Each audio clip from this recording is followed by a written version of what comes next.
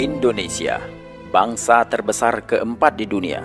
Setelah merdeka sejak 65 tahun yang lalu, ternyata hari ini masih bergelimang dengan kemiskinan.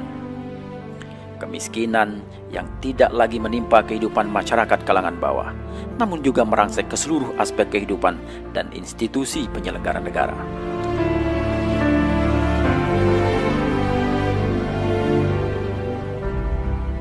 Di negeri kita, pengangguran meluas ke berbagai lapisan, bahkan menimpa mereka yang telah berpendidikan tinggi. Banyak anak-anak bangsa yang terpaksa mencari pekerjaan ke luar negeri karena sulitnya mencari penghidupan di negeri sendiri. Di sisi lain, perlindungan terhadap anak bangsa tidak bisa diharapkan oleh anak bangsa yang membutuhkannya. Jaminan sosial untuk warga miskin dan manula tidak mampu diberikan oleh negara.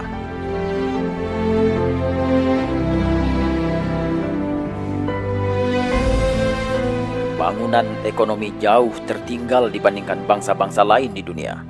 Bangsa Indonesia setiap hari disibukkan oleh peristiwa-peristiwa korupsi yang memilukan, sementara hukum hanya bisa diterapkan secara efektif jika menimpa kalangan masyarakat terbawah. Keburukan perilaku meluas dan menghiasi keseharian bangsa kita.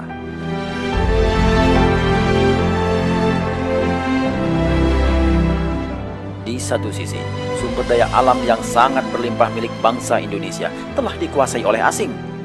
Aset strategis satu persatu jatuh ke tangan asing. Bahkan tanpa disadari, kehidupan bangsa Indonesia telah dikuasai oleh bangsa lain dengan produk-produk asing yang mendominasi pasar di Indonesia secara tidak terkendali.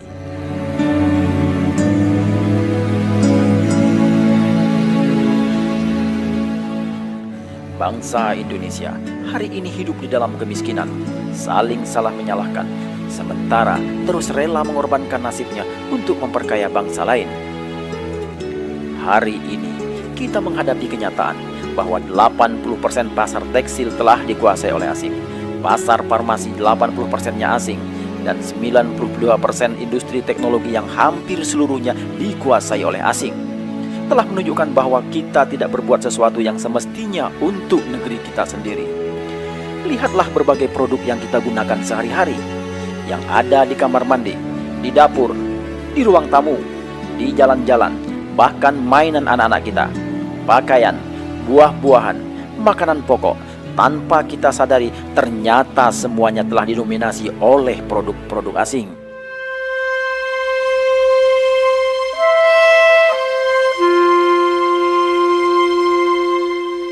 Anak-anak bangsa semakin sulit berusaha di negeri sendiri.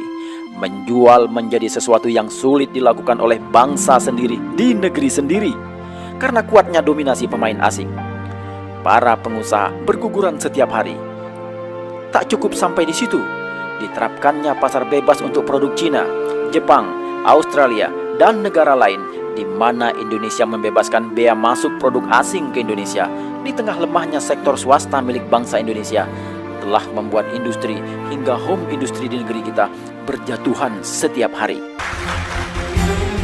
Mulai hari ini, kita harus bangkit, mengambil hak kita untuk berjaya di negeri sendiri, mengambil hak kita untuk menjadi bangsa besar. Gerakan yang dicetuskan pertama kali pada tanggal 27 Februari 2011 dan terus bergulung bagaikan gumpalan bola salju semakin menggelora di berbagai kota di seluruh Indonesia. Mulai dari ujung barat Sumatera, di Medan, Pekanbaru, Bandung, Jakarta, Pekalongan, Semarang, Yogyakarta, Solo, Bojonegoro, Malang, Pasuruan, Surabaya, dan di seluruh pelosok Indonesia. Beli Indonesia bukan gagasan segelintir orang, bukan pula gagasan sebuah kelompok masyarakat. Beli Indonesia adalah sebuah nation anxiety, sebuah keresahan bangsa Indonesia yang telah lelah melihat keadaan bangsanya.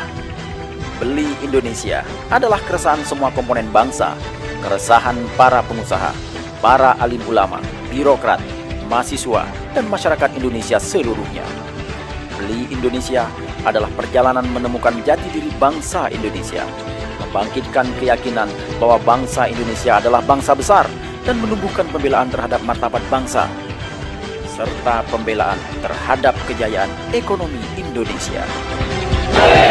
Indonesia!